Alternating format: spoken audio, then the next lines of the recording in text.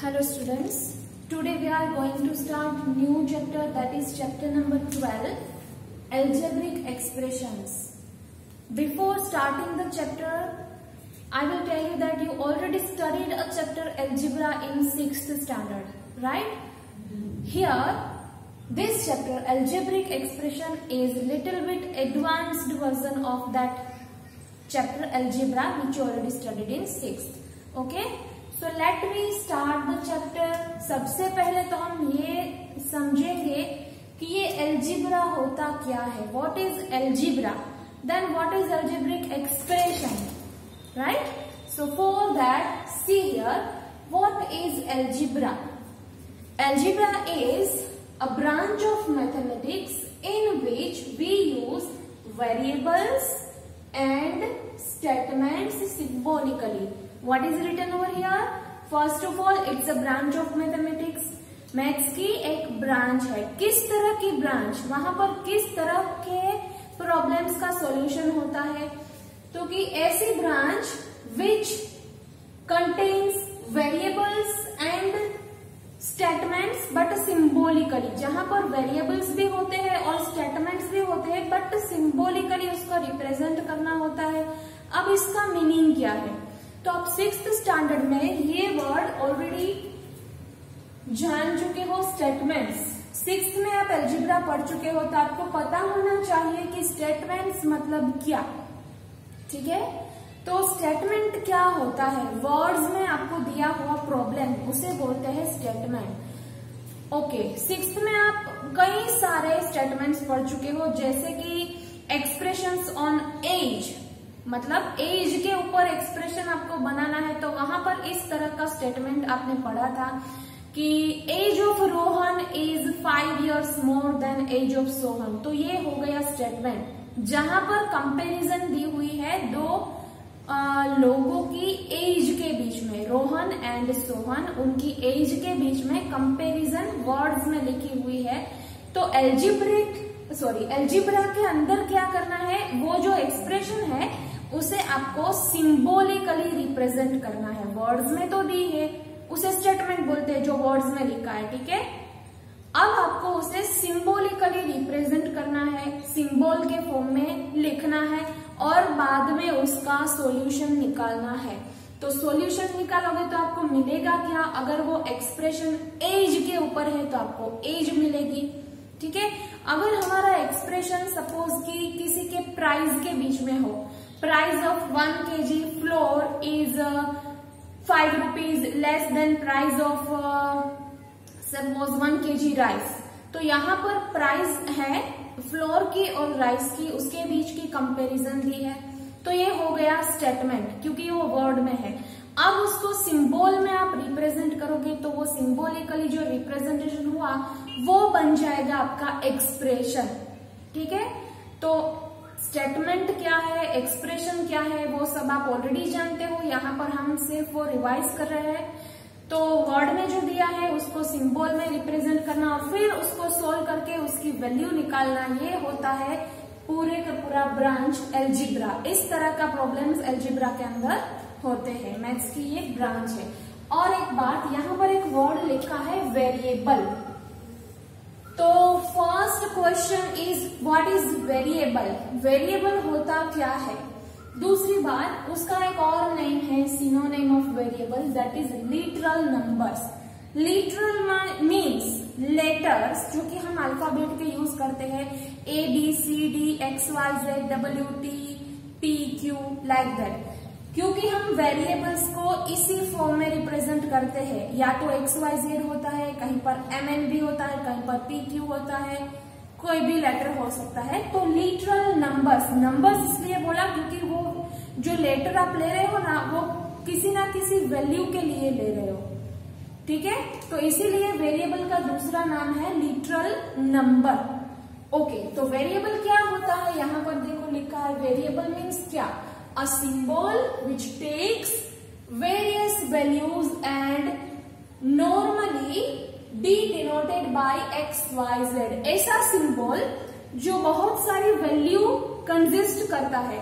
ठीक है, variable is a symbol. Symbol क्यों बोला? क्योंकि वो लेटर है अल्फाबेटिक, ABCXYZ जैसे कि यहाँ पर लिखा है उस तरह से इसे डिनोट करते हैं। और उसके अंदर वेरियस वैल्यूज, बहुत सारी वैल्यूज होगी।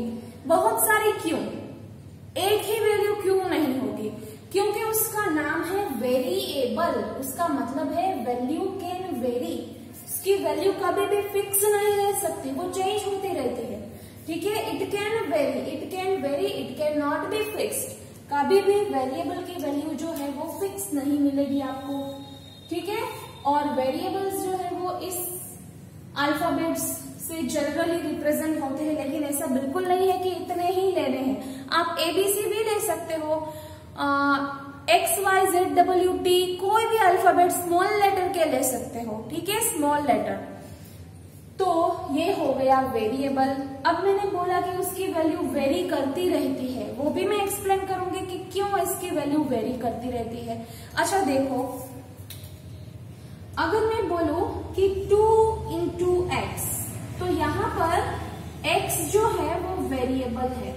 ठीक है, अगर x की वैल्यू चेंज हो जाए, वो डिपेंड करती है सिचुएशन के ऊपर।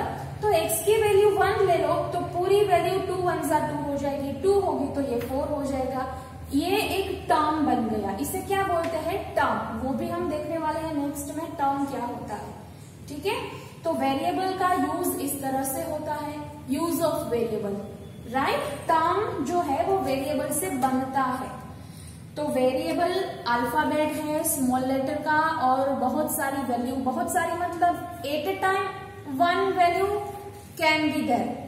एक टाइम पे उसके पास एक ही वैल्यू होगी, ऐसा नहीं होगा कि एक ही टाइम पे वो सारी वैल्यू कंसिस्ट करेगा। ठीक है, तो वेरिएबल हो गया। एल्जेब्रा क्या है वो हमने देख लिया। Next is algebraic expression. तो एल्जेब्रिक एक्सप्रेशन क्या होता है?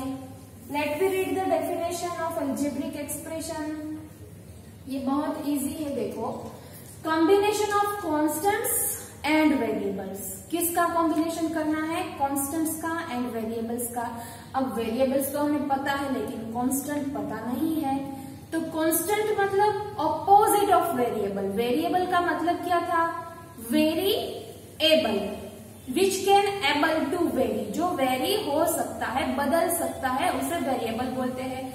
तो एग्जैक्टली ऑपोजिट कर दो उसका, वो हो गया कांस्टेंट। वेरिएबल वेरी हो सकता है, तो कांस्टेंट वेरी कभी नहीं हो सकता। ठीक है, तो कांस्टेंट क्या है? It can not very. ठीक है, ये इतना लंबा चौड़ा याद रखने की जरूरत नहीं है, इसीलिए मैंने अंडरलाइन करके बताया है, वही इंपॉर्टेंट है। देखो, वेरिएबल के लिए सिर्फ इतना ही याद रखो आप, value can very, it can not change, sorry it can not be fixed, वो हो गया वेरिएबल। अब कांस्टेंट के अंदर सिर्फ इतना याद रख लो, इट कैन नॉट वेरी, बदल नहीं सकता वो। ठीक है, अब यहाँ पर है वो तो मैथमेटिकल डेफिनेशन है, वो मैंने लिखी है। A symbol having a fixed numerical value is called a constant. ऐसा सिंबल जिसके पास एक फिक्स्ड वैल्यू है, न्यूमेरिकल वैल्यू है, बट कैसी? फिक्स, जो कभी बदलने वाली नहीं है। इस तरह की वैल्यू उसे बोलते हैं कांस्टेंट। कभी कभी उसे भी हम सिंबॉलिकली रिप्रेजेंट करते हैं, बट जनरली उसको रिप्रेजेंट करने के लिए कैपिटल लेटर्स का यूज होता है, वेरिएबल को रिप्रेजेंट करने के लिए स्मॉल लेटर्स का यूज होता है। ठीक है, तो ये था कांस्टेंट। इतना सारा आपको याद ना रहे तो जस्ट इतना याद रखो कि इट कैन नॉट वेरी, वो कभी भी चेंज नहीं होगा, और वेरिएबल जो कभी भी चेंज हो सकता है। तो ये हो गया कांस्टेंट एंड वेरिएबल। अब वापस आ जाओ, एल्जेब्रिक एक्सप्रेशन क्या होता है? Combination of constants and variables. तो इन दोनों का कॉम्बिनेशन, लेकिन किस तरह का combination? Connected by fundamental operations, plus और माइनस और मल्टीप्लिकेशन और एंड डिवीजन। मैंने और एंड दोनों लिया है, क्यों? क्योंकि ऐसा भी हो सकता है कि अलजेब्रिक एक्सप्रेशन के अंदर सिर्फ प्लस ही यूज हुआ हो, ऐसा भी हो सकता है कि वो एक्सप्रेशन के अंदर सिर्फ माइनस ही यूज हुआ हो, और ऐसा भी हो सकता है कि दोनों यूज हो, प्लस भी और माइनस भी। कभी कभी ऐसा भी होता है कि एक्सप्रेशन के अंदर प्लस माइनस मल्टीप्लीकेशन सभी कुछ यूज हुआ हो, ठीक है। तो इसलिए मैंने और एंड दोनों यूज किए हैं यहाँ पर। Combination of constants and variable, combination है उन दोनों का, किस तरह का, जो कि कनेक्टेड है fundamental operations plus minus multiplication and division से। ओके, उसे क्या बोलते हैं, एल्जेब्रिक एक्सप्रेशन। चलो एग्जांपल देखते हैं। यहाँ पर मैंने लिखा है 7x + 3, तो ये है एल्जेब्रिक एक्सप्रेशन। देखो यहाँ पर कॉम्बिनेशन मिल रहा है। ये x जो है वो क्या है, वेरिएबल, ठीक है। x क्या है, वेरिएबल है। फिर ये प्लस की जो साइन मैंने यहाँ पर लगाई है वो क्या हो गया हमारा, प्लस माइनस वाला, वो फंडामेंटल एल्जेब्रिक एक्सप्रेशन है, ऑपरेशन, ठीक है, फंडामेंटल एल्जेब्रिक ऑपरेशन। ये आप बहुत पहले 5th में भी पढ़ चुके हो, algebraic operations plus minus multiplication and division. फिर ये जो 7 है वो हमने अभी तक पढ़ा नहीं है, इसलिए मैं इसका नाम नहीं लिख रही, ये क्या है, ठीक है। ये 3 जो है उसे बोलते हैं कांस्टेंट, क्योंकि फिक्स है, ये वैल्यू कभी बदलेगी नहीं, 3 है, फिक्स है, ठीक है। तो ये 3 हम जानते हैं, वेरिएबल क्या है, कांस्टेंट क्या है, ऑपरेशन क्या है, ये पूरा का पूरा जो है वो क्या है, एल्जेब्रिक एक्सप्रेशन। अगर मैं बोलूं कि इसका स्टेटमेंट बनाओ, क्योंकि हमने देखा ना ये क्या है, स्टेटमेंट्स को सिंबॉलिकली रिप्रेजेंट करना है, तो यहाँ पर स्टेटमेंट को सिंबॉलिकली लिखा है, ये एक्सप्रेशन है।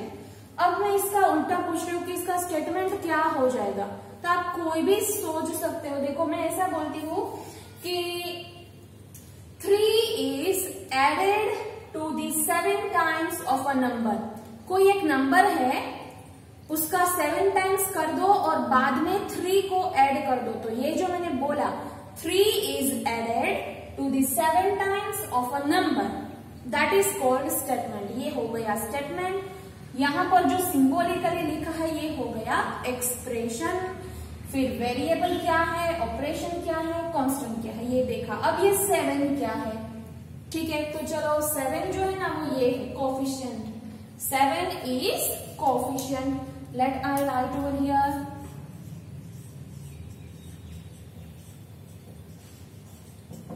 Okay. Now the question is, what is coefficient? Coefficient is numeric factor. देखो हर जगह पर मैंने शॉर्ट टर्म्स लिखे हैं जो याद रखना इजी हो। जैसे कि वेरिएबल के लिए बस इतना ही याद रखना है, वैल्यू कैन वेरी। कांस्टेंट के लिए इतना ही याद रखना है, इट कैन नॉट वेरी। उसी तरह से कोफिशिएंट के लिए इतना ही याद रखना है, न्यूमेरिक फैक्टर।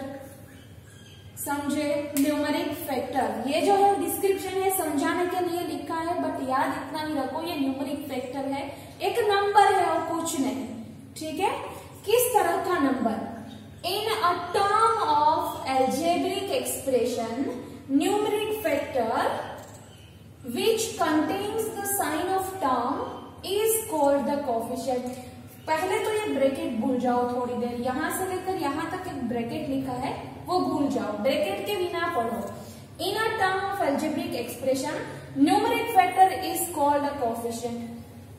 जो टर्म है उसके अंदर न्यूमेरिक फैक्टर जो है उसे बोलते हैं कोफिशिएंट। तो वही बोला, पूरा स्टेटमेंट याद मत रखो, सिर्फ इतना सुन लो, न्यूमेरिक फैक्टर है, ठीक है, एक नंबर है। कैसा नंबर, अब ब्रैकेट पढ़ो, which contains the sign of term, ऐसा फैक्टर जो पूरा टर्म जो है उसकी साइन को भी कंसिस्ट करता है। अब एक और नया वर्ड आ गया जो कि है ये टर्म। अब ये टर्म क्या है, तो वो भी मैंने लिखा है, देखो यहाँ पर टर्म क्या है, what is term. Algebraic expression के अंदर टर्म क्या होती है, different parts of an algebraic expression separated by either plus or minus। ये खास ध्यान रखो, यहाँ पर या तो प्लस या तो माइनस, दो ही साइन है, मल्टीप्लिकेशन एंड डिवीजन कभी नहीं होगी, ठीक है। तो इस तरह के पार्ट्स किसके, ऑफ एल्जेब्रिक एक्सप्रेशन, मतलब एल्जेब्रिक एक्सप्रेशन के पार्ट्स, ठीक है, जो कि सेपरेट किए गए हैं, सेपरेटेड बाय प्लस और माइनस, या तो प्लस की साइन से या तो माइनस की। तो यहाँ पर देखो मैंने जो अलजेब्रिक एक्सप्रेशन लिया है वहां प्लस यहाँ है, तो कौन से दो पार्ट हमें मिल रहे हैं? पहला ये वाला 7x और दूसरा ये वाला 3, दो डिफरेंट है और वो प्लस से अलग हुए हैं एक दूसरे से, ठीक है। तो या तो प्लस होगा या तो माइनस होगा, उससे सेपरेट हुआ जो पार्ट है एक्सप्रेशन का उसे बोलते हैं टर्म। तो इस केस में पहली टर्म क्या है? 7x और दूसरी टर्म क्या है हमारी? 3, ठीक है। अब वापस आ जाओ यहाँ पर कोफिशिएंट में। तो कोफिशिएंट क्या है? न्यूमेरिक वेक्टर है जो कंटेन करता है टर्म की साइन को भी। तो यहाँ पर देखो पहला जो टर्म है उसके आगे 7 लिखा है, ये न्यूमेरिक वेक्टर है। पूरा का पूरा टर्म प्लस होगा कि माइनस, या इसके ऊपर डिपेंड करता है। अगर इसके आगे जुड़ा हुआ नंबर पॉजिटिव है तो ये टर्म पूरा पॉजिटिव रहेगा, अगर ये वाला नंबर नेगेटिव है तो ये पूरा टर्म नेगेटिव हो जाएगा। मतलब कि ये जो कोफिशिएंट है, न्यूमेरिक वेक्टर है, वही डिसाइड करता है कि हमारा टर्म कैसा होगा, प्लस होगा कि माइनस। तो ये हो गया कोफिशिएंट। तो सबसे पहला जो हमने टर्म लिखा उसमें कोफिशिएंट है 7 और दूसरा जो टर्म लिखा उसमें कोफिशिएंट खुद 3 ही रहेगा क्योंकि वो खुद ही न्यूमेरिक वेक्टर है, उसके पास वेरिएबल तो है ही नहीं, ठीक है। अगर नहीं है तो भी उसे बोलते हैं न्यूमेरिक वेक्टर। तो इस वाले केस में 3 जो है वो कांस्टेंट है और न्यूमेरिक वेक्टर भी है क्योंकि वो पूरा टर्म खुद ही है इटसेल्फ। ओके, तो ये था बेसिक एक्सप्रेशन, वहां पर हमने बहुत सी चीजें देखी। अभी और एक चीज देखना रह गया है, फैक्टर्स। ये फैक्टर्स क्या है? फैक्टर्स तो आप ऑलरेडी जानते हो, डिवाइड कर दो, फैक्टर्स छोटे छोटे फैक्टर्स निकाल लो, ठीक है। तो उसे फैक्टर बोलते हैं। यहाँ पर अगर हम देखें तो हमारा जो पहला टर्म है 7x, फैक्टर्स जो है वो ऑलवेज टर्म्स के होते हैं, याद रखो। फैक्टर्स किसके मिलेंगे? टर्म के। तो पहली जो टर्म है वो है 7x। तो 7x का अगर मुझे फैक्टर निकालने हैं तो मैं क्या करूंगी? देखो ये पहली टर्म है 7x, इसके अंदर टोटल 2 फैक्टर है, इट हैज टोटल 2 फैक्टर्स। पहला होगा 7 एंड दूसरा हो गया x, ठीक है। तो ये है उसके फैक्टर्स 7 एंड x। अभी दूसरी टर्म जो मैंने लिखी है वो है 3, तो उसका फैक्टर तो वो खुद ही होने वाला है क्योंकि वो अकेला है, तो 3 है वो ही उसका फैक्टर हो गया, राइट। अभी और एक एग्जांपल देखते हैं एक्सप्रेशन का ताकि हमें सारी टर्म्स पता चल जाए।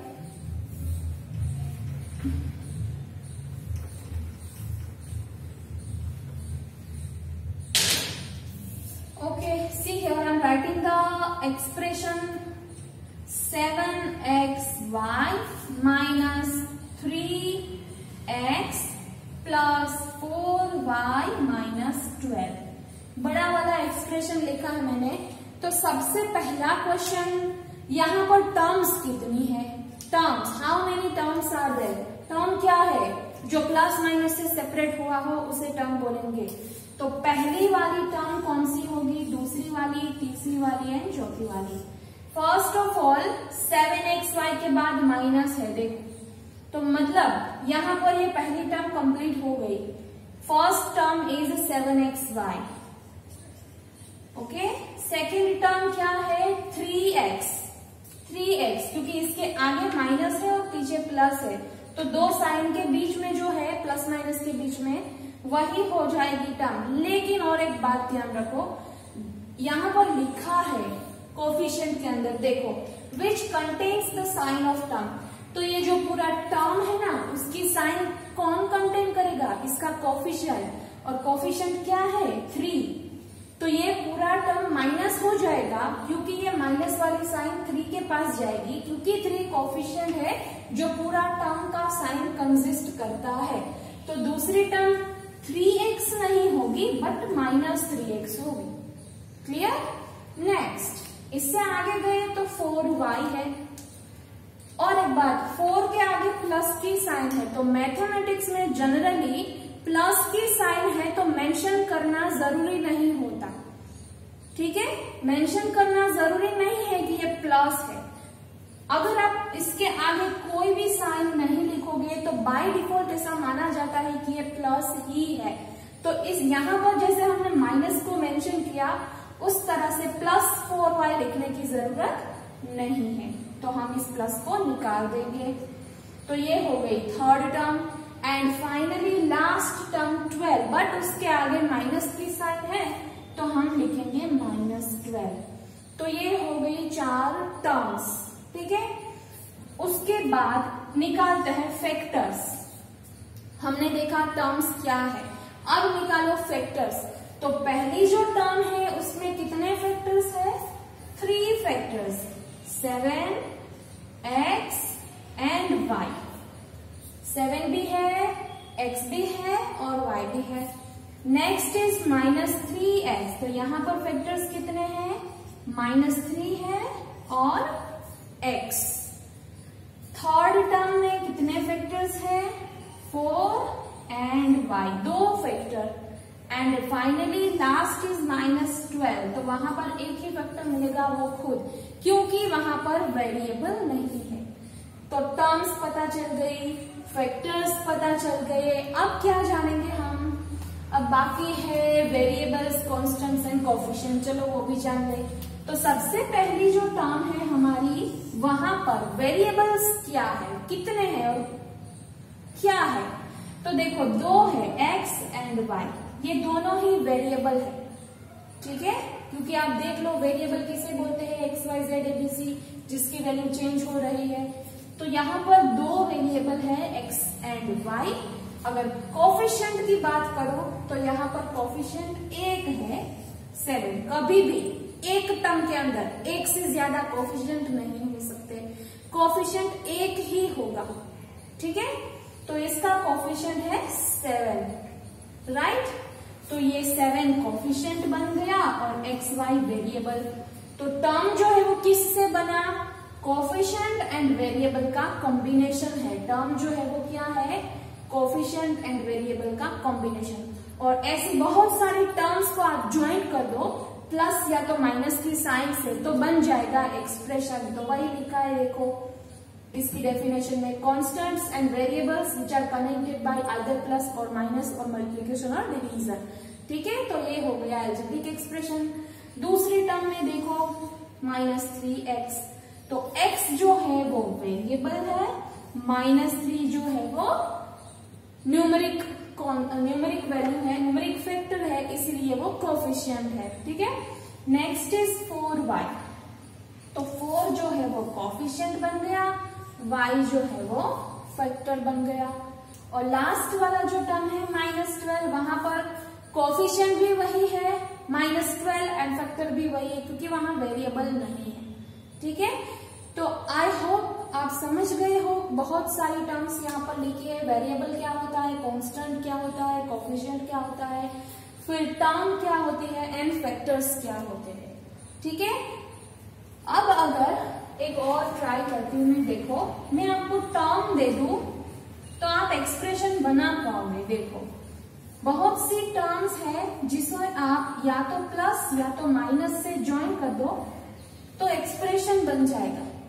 जैसे कि यहाँ पर मैं लिखूं 3x पहली टर्म, दूसरी टर्म लिखूं मैं 4yz, ये z है 2 नहीं।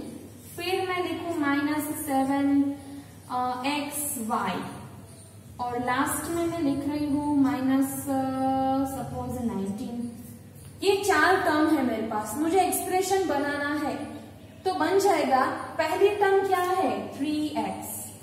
दूसरी टर्म क्या है? 4yz। इसके आगे कौन सी साइन है? कुछ भी नहीं, तो हम प्लस ही कंसिडर करेंगे।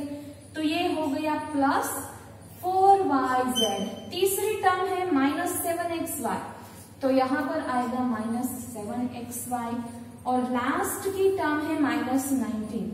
तो सारी टर्म्स को अगर आप प्लस और माइनस से ज्वाइन करके लिख दो तो ये बन जाएगा हमारा अलजेब्रिक एक्सप्रेशन।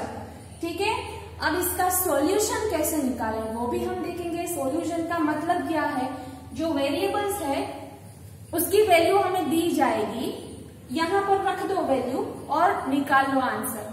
अगर मैं बोलूं कि x की वैल्यू 1 है और y की वैल्यू 2 है, z की वैल्यू 3 है, तो इसका मतलब इस एक्सप्रेशन में x की जगह पर जहां जहां x दिखाई दे वहां 1 प्लस कर दो, जहां जहां y दिखाई दे वहां 2 रखना है, और जहां जहां z दिखे वहां हमें 3 पुट करना है, और बाद में सिंप्लीफाई करके हमें फाइनली आंसर निकालना है। ओके, तो ये हो गया पूरा एक्सप्लेनेशन। अभी भी कुछ रह गया है टर्म्स के बारे में। टर्म्स भी 2 प्रकार के होते हैं, तो हम वो देखेंगे अभी कि टर्म्स के कितने टाइप्स हैं।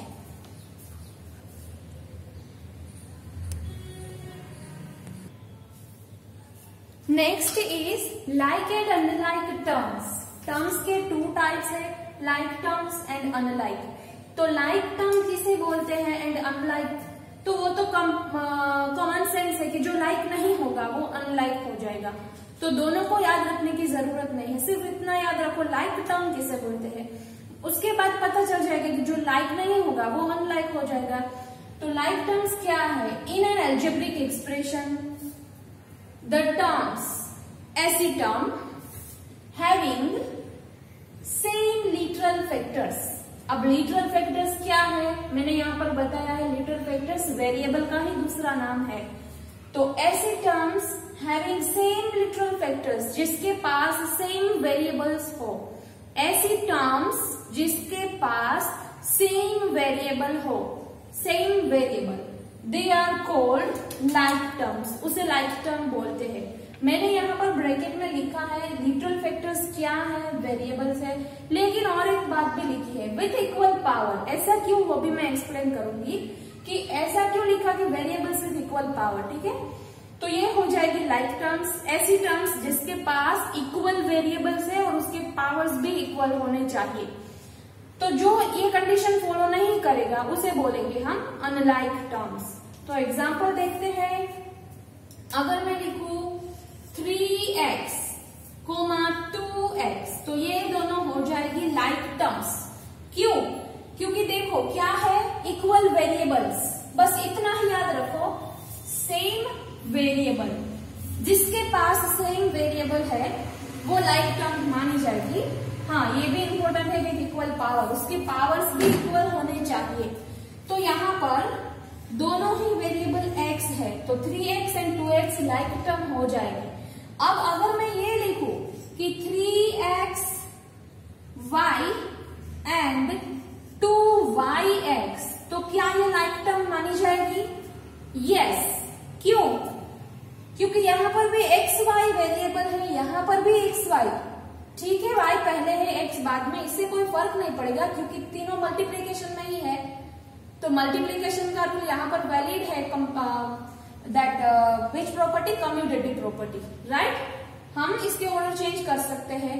तो ये भी लाइक टर्म्स ही है क्योंकि वेरिएबल्स तो सेम ही है, यहाँ पर भी x, यहाँ पर भी x, यहाँ पर भी y, यहाँ पर भी y, ठीक है। तो ये हो गए लाइक टर्म्स। अब अगर मैं ऐसा लिखूं कि x की पावर 2 है, y की पावर कुछ नहीं मतलब 1 मानी जाएगी, और यहाँ पर मैं लिखूं y की पावर 2 एंड x की पावर 1, तो अब बताओ क्या ये लाइक टर्म्स है? डेफिनेशन को ध्यान से पढ़ो, मैंने ब्रैकेट में लिखा है वेरिएबल्स विथ इक्वल पावर। ऐसे वेरिएबल्स जिसका पावर भी इक्वल हो तभी वो लाइक टर्म है।